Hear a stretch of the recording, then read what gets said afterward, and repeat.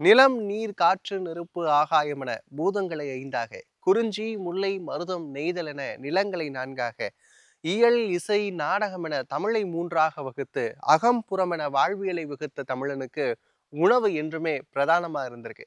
அறுசுவையான உணவோடு அதனோடு தொடர்புடைய இலக்கிய தரவுகள், வரலாற்று பதிவுகள், பண்பாட்டு செய்திகளாக வருகிறது அடிசில். இது உணவும் உணவு சார்ந்த களமும்.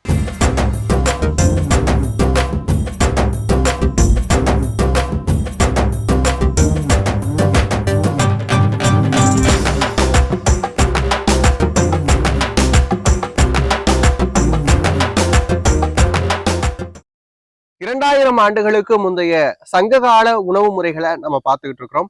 அந்த வகையில இப்ப நம்ம பார்க்க போறது மோர்க்குழம்பு. உணவு முறைகளை நமக்கு செய்து தர்றதுக்காக நம்ம கூட இணைஞ்சிருக்கிறாரு செஃப் சுதாகர் அவர்கள். வணக்கம் செஃப். வணக்கம் சார். இன்னைக்கு மோர்க்குழம்பு செஞ்சிடலாமா? ஓகே சார், செஞ்சிடலாம் சார். அது என்ன தண்ணீர் பழம் ஓரமா இருக்கே? ஆமா சார், அது இன்னைக்கு தண்ணீர் பழத்தை வச்சுதான் சார் இன்னைக்கு மோர்க்குழம்பு போறோம். பொதுவா வெண்டிக்காய் போட்டு மோர்க்குழம்பு பார்த்திருப்பீங்க, பெரும் பூசணி அதாவது வெள்ளை பூசணி போட்டு பார்த்திருக்கீங்க. இன்னைக்கு நாம தண்ணீர் பழத்தை வைத்து மோர்க்குழம்பு செய்ய போறாங்க. பார்க்கலாமா? பார்க்கலாம் சார். இதுக்கு தேவையான பொருட்கள் சொல்லிருங்க செஃப். தண்ணீர் பழத்தை கியூப்ஸா கட் பண்ணி வச்சிருக்கேன். கருவேப்பிலை, இஞ்சியை கொஞ்சம் நீள நீளமா ஜூலியன் கட்டின்னு சொல்லுவோம், அந்த மாதிரி கட் பண்ணி வச்சிருக்கேன். பச்சை மிளகா, கொத்தமல்லி, உப்பு, மஞ்சத்தூள், காஞ்ச மிளகா, மிளகு, கடுகு, பெருங்காயத்தூள், ஜீரகம், மோரை விஸ்கால அடிச்சு வச்சிருக்கேன். இதுல தேங்காய், ஜீரகம், பச்சை மிளகா போட்டு அரைச்சு வச்சிருக்கேன். கொஞ்சமா மஞ்சத்தூள் போட்டு. சிலிப்பி இருக்கக்கூடிய மோரை பாக்குறப்ப முல்லை திணையில் இருக்கக்கூடிய ஆயர்கள் எப்படியாக மோர் எடுத்தாங்க அப்படின்னு சங்ககாலம் சொல்லக்கூடிய அந்த இலக்கிய வரிகள் என்னுடைய நினைவுக்கு வருதுங்க. இப்ப எண்ணெய் ஊத்திக்கலாம். எண்ணெய் சூடு ஆனதுக்கு அப்புறம் தான் கடுகவே போடணும். ஃபர்ஸ்டே போட்டோம்னா அதுல ஊறிடும், கடுகு வெடிக்கிறதுக்கு லேட் ஆகும். ஆயில் சூடாயிருச்சுன்னா அந்த கடுகு வெடிச்சாலே அதோட சார் கடுகு போட்டுக்கலாம். காஞ்ச மிளகா போட்டுக்கிறோம்.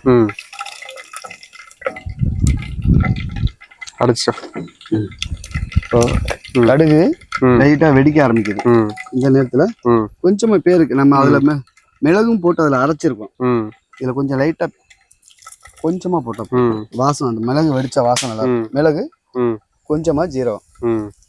இப்ப எண்ணெய் ஊத்தி அதுல கொஞ்சமா கடுகு, காஞ்ச மிளகா, அதுக்கப்புறம் பாத்தீங்கன்னா மிளகு, கருவேப்பிலை. இப்போ இந்த இஞ்சியும் பச்சை மிளகா, இஞ்சியை கட்டி பண்ணி வச்சிருக்கோம். இஞ்சி, கொஞ்சமா பச்சை மிளகா, ஒரு 3 மிளகா தான் வச்சிருக்கேன். இப்ப வதங்கிடுச்சு இது. இப்ப இந்த அரைச்சு வச்சிருக்க பேஸ்டா ஆட் பண்ணி இதுல செஃப் இப்ப இந்த விழுதுல என்னென்ன சேர்த்தீங்கன்றத திரும்பி ஒரு தடவை சொல்லிருங்க செஃப். இதுல தேங்காய், பச்சை மிளகா, இஞ்சி, ஜீரகம், மஞ்சள் தூள், கொஞ்சமா மிளகு, இது சேர்த்து நல்லா விழுதா அரைச்சு வச்சிருக்கிறேன். சேர்த்தாச்சு. தேவையான அளவு தண்ணியும் சேர்த்துருக்கிறோம். மோர் குழம்புக்கு ரொம்ப நேரம் கொதிக்க தேவையில்லை சார். இப்ப நம்ம இது தேங்காய் அரைச்சிருக்கோம்ல, தேங்காய் மட்டும் ஒரு கொதி வரணும், அதுக்காக மட்டும்தான். இப்போ அந்த தேங்காய் மத்த ராஸ்மல் எல்லாம் போகணும் அப்படிங்கறதுனால லைட்டா இந்த பச்சை வாசனை போற வரைக்கும் கொதிக்க விட்டுக்கலாம். கொஞ்சமா மஞ்சத்தூள் சேர்த்துக்கலாம்.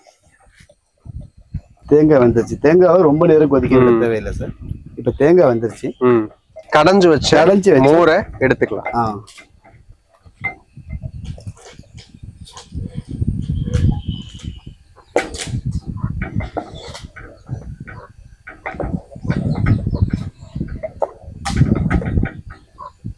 இதுல நம்ம இதுவரையும் உப்பே போடல.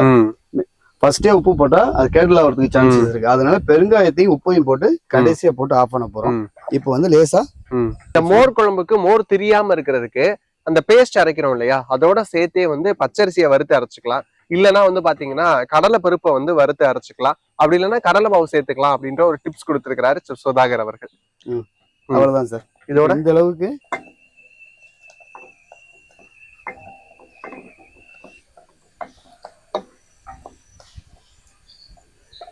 உப்பு சேர்த்துக்கலாம். கொஞ்சமா பெருங்காயத்தூள், உப்பும் பெருங்காயத்தூளும் போட்டு கொஞ்சமா கொத்தமல்லி போட்டுக்கலாம் சார். இந்த மாதிரி அந்த நுரக்கட்டுற டயத்துல அப்படியே ஆஃப் பண்ணி எடுத்து. அவ்வளவுதான் சார்.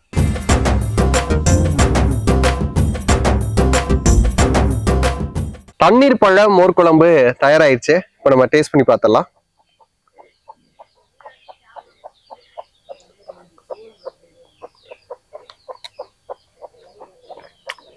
ரொம்ப அருமையா இருக்கு.